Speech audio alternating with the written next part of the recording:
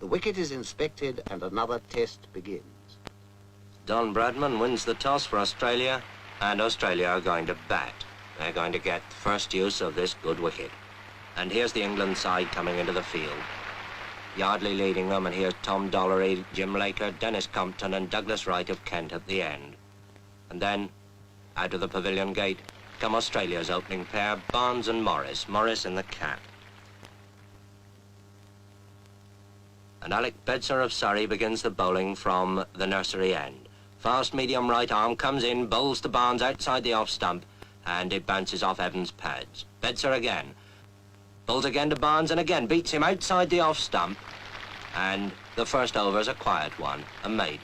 And Alec Coxon of Yorkshire bowls the second over from the pavilion end. Elbows well out, comes in, bowls to Morris. Morris forces him away on the onside, and the Australian innings is underway. The first run's up on the board. And so another historic test is underway. Watched by the press of half the world. Watched too by appraising eyes in the pavilion. Eyes that have seen many a cricketer come and go.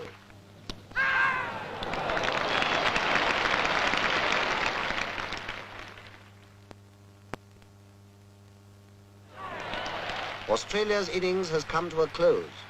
The score stands high and is duly noted. There is time to breathe until England takes the field. Cricket in the hands of the experts, more than a game. It's a craft at least, almost a science. Let's ask an expert, Bert Rhodes of Derbyshire, to bowl us a leg break on this demonstration wicket. Now, there's the spinning finger, the third one, see, cuddled close against the seam. It comes up. Now, this is the perfect leg break. Watch where it pitches. Just outside the line of the leg stump, and it turns enough to beat the off stump. And now the orthodox, the natural break, spun off that index finger, the off break. And this pitches, watch it, outside the line of the off stump, and it beats the leg stump. Now that's the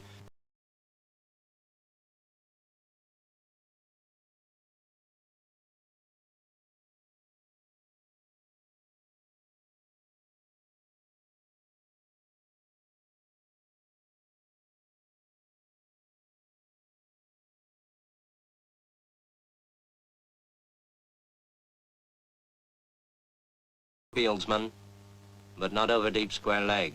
There is a way of doing it, of course. Over the ball as it moves into you, and push it away along the ground as Edrich does this ball from Lindwall, playing it to Barnes. When England are 27 for 1, which is nothing for Englishmen to be very happy about, and Ray Lindwall is bowling at full speed to Hutton. That ball's well up term, and he pushes it away past mid-off for a comfortable 2. Bradman moves round those hungry Australian slip fieldsmen, and Lindwall, in one of the finest spells of fast bowling seen in England since Larwood, bowls again, this time to Edrich, and Edrich pushes him away out into the covers, quite safely.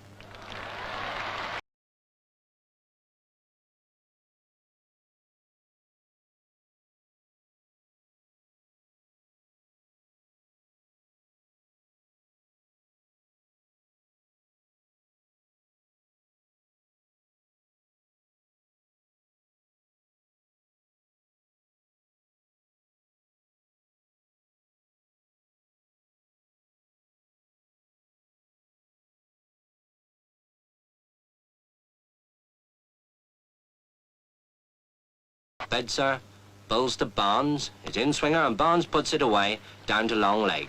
Round comes Hutton, fielding at long leg, and there's that quick low throw to Godfrey Evans.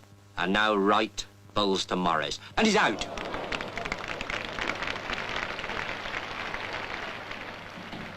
When a wicket falls or a hit is made, those behind the scenes spring into action. What they record will go speeding over land and ocean. When a batsman strikes, the whole world outside will want to know the score. And when they know it, they'll cast an envious thought to those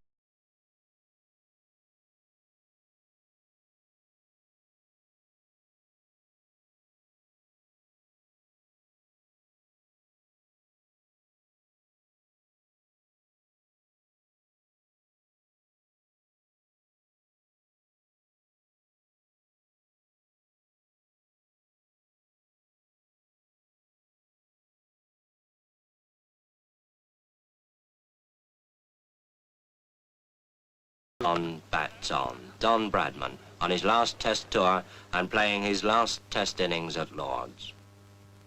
Don Bradman, the pride of Australia and the despair of England.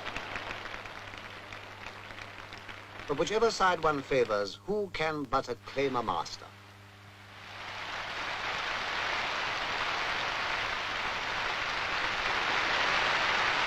Bradman, whose name now joins the golden pageant,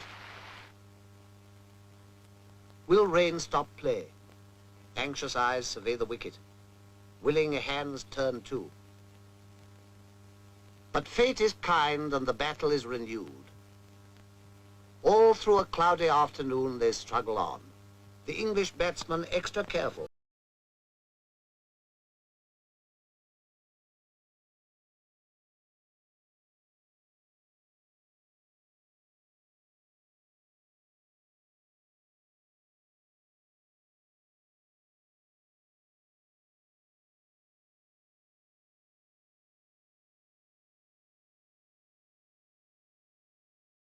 And who now comes out of the pavilion. Dennis Compton, and with Hutton gone, England's last real hope. So they fight on, a battle of muscle, sinew and eye.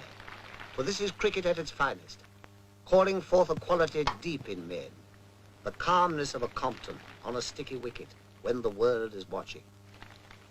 England, 106 for 3, want an impossible 490 to win. Impossible? Well, Compton's still there. And here's Big Bill Johnson with that bucking, bridling run coming in to bowl to him. And Compton's out. England's last hope of the impossible. And now, Toshak bowls to Coxon. Toshak thinks he's out. Umpire thinks he's out. Coxon thinks it's a shame. Now it's all over, bar shouting. The day wears on. Another game is lost and won. Well, perhaps not quite.